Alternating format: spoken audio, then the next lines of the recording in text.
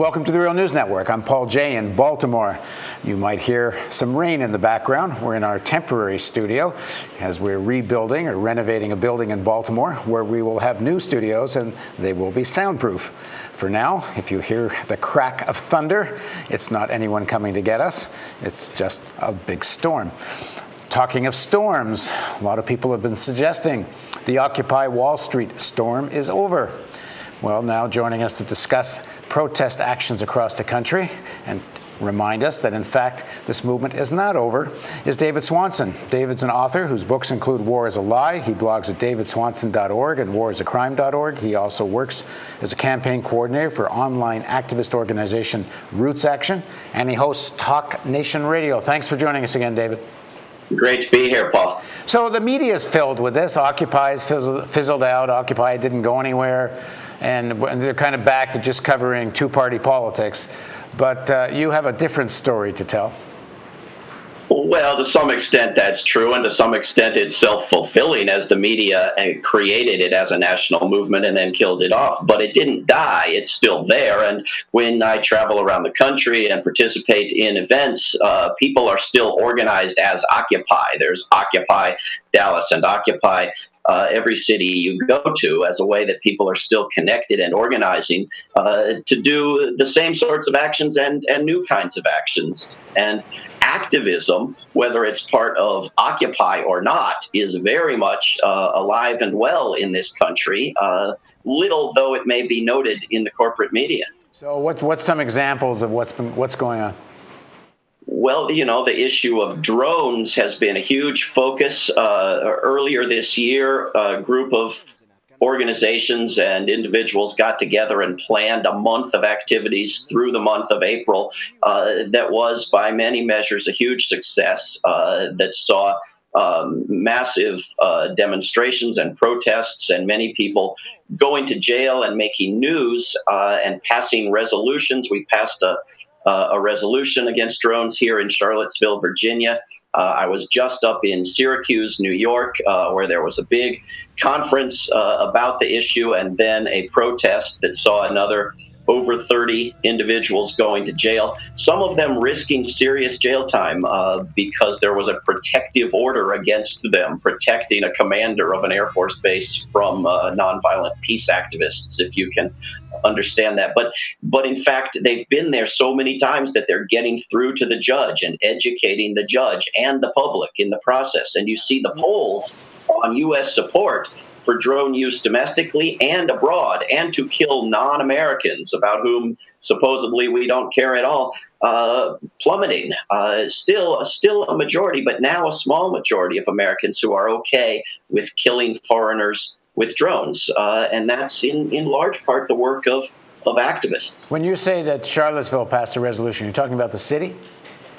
Yes, the city of Charlottesville, where I live, passed a resolution that has now inspired many other towns and cities and counties to take it up, very few of which have thus far passed, but many of which are imminently pending, as well as states. The majority of U.S. state legislatures have now taken up legislation to ban or to restrict or regulate drone use, weaponized drones and surveillance drones. The state of Virginia is in the process of figuring out exactly the details on what will be a 2-year moratorium on drone use, which I think is a very wise approach. You know, we're told that drones will bring us coffee and drones will fight fires and drones will do all these wonderful good things. Well, let's take a breath and figure out a way to do that is compatible with the First and the Fourth and the Fifth Amendment. And if we can't, well, then, you know, we survived this many millennia without getting our coffee delivered by drone. I think we can survive it going forward. But the city of Charlottesville made a great deal of news, and city council members got more attention from the U.S. and world media than they ever had before in the rest of their lives put together because Charlottesville went first and passed a resolution against drones in our skies. And what are some other examples of activism that you've been either involved with or observing? Well, of course, I was down in Dallas for the big protest of the Bush Library opening, and it was very encouraging to see such a showing. But it was, sadly, something of a reunion of people who have not been together as much since Obama's been in the White House, and so it's very encouraging to see movements growing while Obama is in the White House, including the drone movement. I was just down in Asheville, North Carolina, for a gathering of the National War Tax Resistance Coordinating Committee. These are people who have figured out ways to not pay their war taxes as a means of resisting militarism and the funding of war, and whose experience, in some cases, these are people who've been doing this for half a century. Their experiences, I think, can be quite valuable to movements that are now growing against home foreclosures, against repaying student loans. These are types of resistance that are growing, not as dramatically as I might like, but significantly are on the rise. David, let's go back to what you were saying about the Bush Library event, that there were forces that came out that you hadn't seen for a while. So, I mean, when you're protesting the Bush Library, you're back to protesting Republicans. You're sort of suggesting that the drone activity is starting to get more people back involved that were involved in the anti-war movement when there was a Republican president, but they don't necessarily want to come out when it's a Democrat. I mean, is that changing? It's changing very, very slowly. There are big efforts planned for fasts in this country and around the world in solidarity with the prisoners of Guantanamo, who are now thought of as Obama's prisoners, no longer Bush's. It's been too long. There are huge demonstrations planned, as I'm sure you know, in Maryland at Fort Meade on June 1st, 2 days before Bradley Manning's court-martial begins. Bradley Manning being a victim of what is now beginning to be widely understood as an attack on whistleblowers by the Obama administration.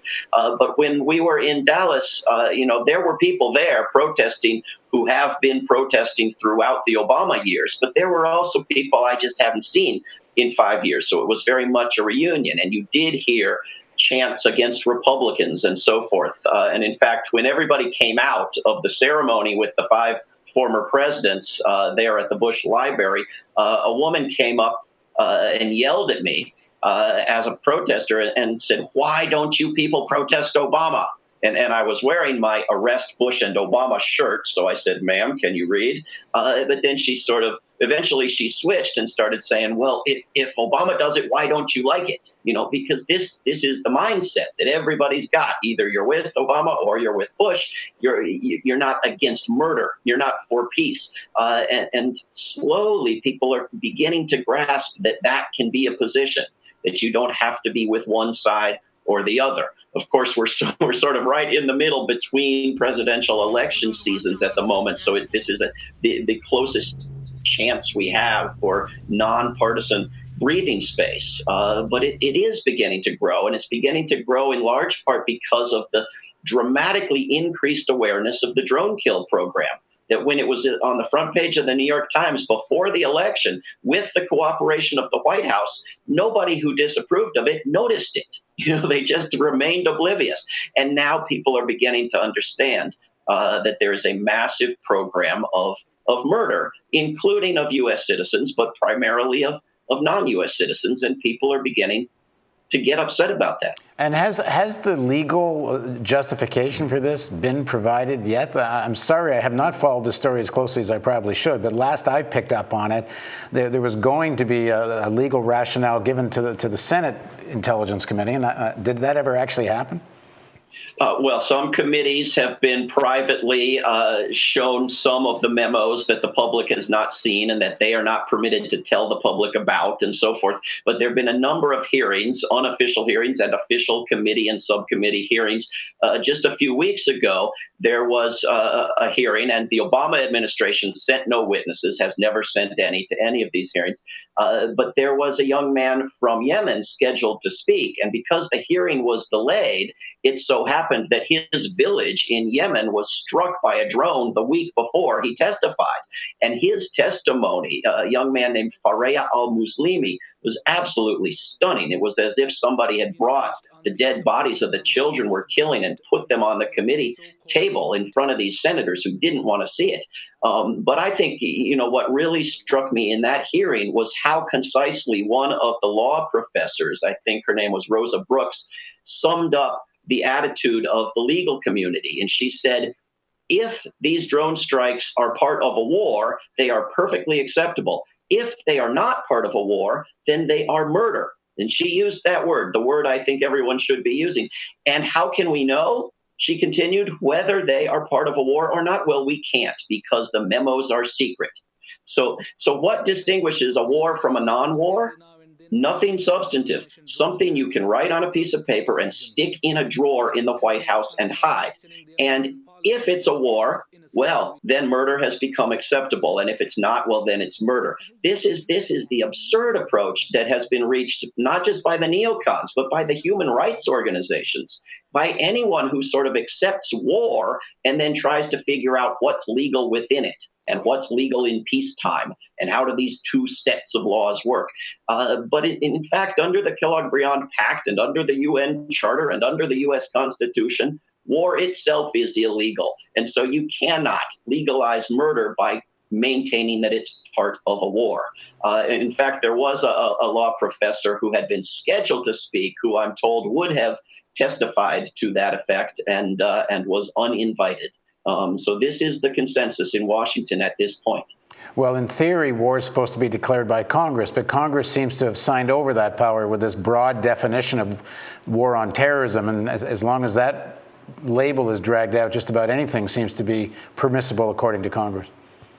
Yes. I mean, this is why Congresswoman Barbara Lee's bill that would repeal the so-called authorization to use military force is exactly right and should be passed and should be signed into law. It's outrageous to have this notion that a president can make war without limit in time or space. But this is the understanding of the witnesses and the senators and Congress members in these hearings. There is no limit in time or space.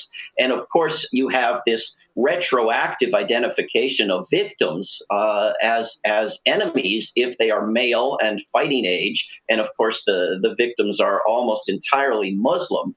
And so you have this message being sent to the world that we are at war with Muslim men. There is no limit in time or space. And it is everywhere. And so, that attitude that blows up a peaceful village in Yemen is not altogether different from the attitude that puts bombs at marathons and sporting events.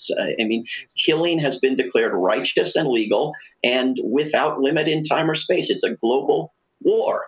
And so we have to undo that idea.